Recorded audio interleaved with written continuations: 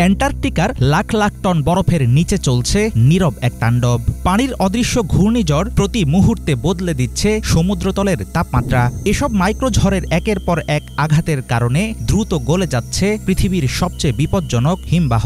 বিজ্ঞানীরা বলছেন, পাইন আইসল্যান্ডস ও থোয়াইটস হিমবাহের নিচে ঢুকে জমাট বরফকে ভেতর থেকে ভেঙে ফেলছে অসংখ্য ক্ষুদ্র ঘূর্ণি। বিশাল দুই হিমবাহের মধ্যে থোয়াইটস বা ডুমসডে গ্লেসিয়ার ধ্বংস হয়ে গেলে হু হু করে বাড়বে সমুদ্রপৃষ্ঠের উচ্চতা। এর ফলে পানির নিচে ডুবে গিয়ে বিশ্ব মানচিত্র থেকে মুছে যাবে বহু উপকূলীয় শহর, এমনকি বাংলাদেশেও পড়বে ভয়াবহ প্রভাব। কিন্তু কেন চলছে পানির নিচের নীরব এই যুদ্ধ? দীর্ঘদিন ধরে প্রচলিত ধারণা ছিল উষ্ণতায় সমুদ্রের জমাট বরফের প্রধান শত্রু, কিন্তু নতুন গবেষণায় উঠে এসেছে নাটকীয় তথ্য। বিজ্ঞানীরা বলছেন, দ্রুত বরফ গলার পেছনে অন্যতম দায়ী হল পানির নিচের ঘূর্ণি। বিশেষজ্ঞরা তুলনা দিয়ে দেখিয়েছেন, কফিতে দুধ ঢাললে যেমন ছোট ঘূর্ণি তৈরি হয়, ঠিক তেমনি উষ্ণ আর ঠান্ডা পানির সংঘর্ষে তৈরি হয় এসব জলের ঝড়। ঘূর্ণির শক্তি সাধারণভাবে দেখা না গেলেও বরফের নিচে এদের তাণ্ডব হয়ে উঠতে পারে অনেক ভয়ঙ্কর। বরফের খাঁজ কাটা অংশ আর সমুদ্রতলের মাঝখানে আটকে গিয়ে এসব ঘূর্ণি সাগরের গভীর থেকে গরম পানি টেনে উপরে আনে, আর সেই উষ্ণ পানি বরফে আঘাত করলেই শুরু হয় গলে যাওয়া।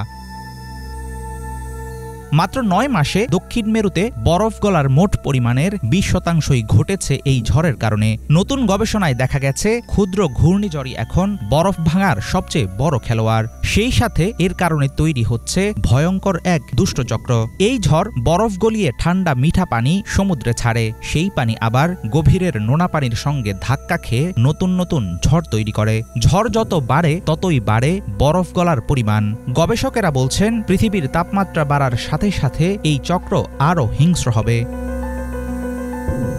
বরফের বিশাল বিশাল দেয়ালই এখন পৃথিবীর শেষ ভরসা, কারণ এরাই বড় হিমবাহকে দ্রুত ধসে পড়া থেকে আটকে রাখে। এসব বরফের দরজা ভেঙে গেলে থোয়াইটস বা ডুমসডে গ্লেসিয়ার একাই সমুদ্রপৃষ্ঠের উচ্চতা বাড়াবে ২ ফুটের বেশি, আর পুরো অ্যান্টার্কটিকার বরফ ব্যবস্থা ভেঙে পড়লে ১০ ফুট পর্যন্ত বাড়বে সমুদ্রের পানি। তখন বিশ্বের বিভিন্ন দেশের উপকূলীয় শহরগুলোকে আর বাঁচানো যাবে না। দক্ষিণ মেরু নিয়ে চরম আশঙ্কা থাকলেও বিজ্ঞানীদের কাছে অ্যান্টার্কটিকার ক্ষুদ্র পানির ঝড় নিয়ে অনেক কিছু এখনও অজানা।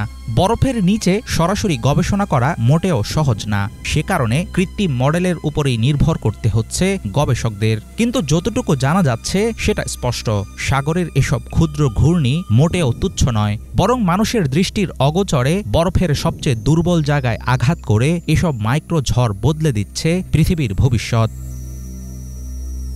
হাফিজুল ইসলাম, বাংলা ভিশন।